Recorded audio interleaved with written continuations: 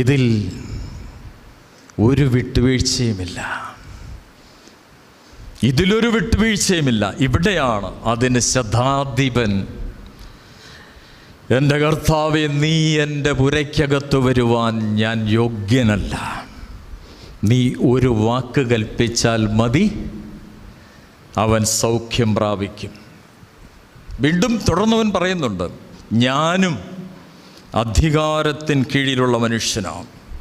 എൻ്റെ കീഴിൽ പടയാളികളുണ്ട്. ഞാൻ ഒരുവനോട് പോക എന്ന് പറഞ്ഞാൽ പോകുന്നു, മറ്റൊരുത്തനോട് വരിക എന്ന് പറഞ്ഞാൽ വരുന്നു, എൻ്റെ ദാസനോട് ഇത് ചെയ്യുക എന്ന് പറഞ്ഞാൽ അവൻ ചെയ്യുന്നു എന്ന ഉത്തരം പറഞ്ഞു. ഇത് കേട്ടിട്ട് യേശു അതിശയിച്ചു. യേശുവിൻ്റെ പ്രവർത്തനങ്ങൾ കണ്ടിട്ട് ലോകം മുഴുവൻ അതിശയപ്പെട്ടിട്ടുണ്ട്. എങ്ങനെ? 5 അപ്പം കൊണ്ട് 5000 പേരെ പോഷിപ്പിച്ചപ്പോൾ ഈ 5000 പേര് മാത്രമല്ല, അവിടെ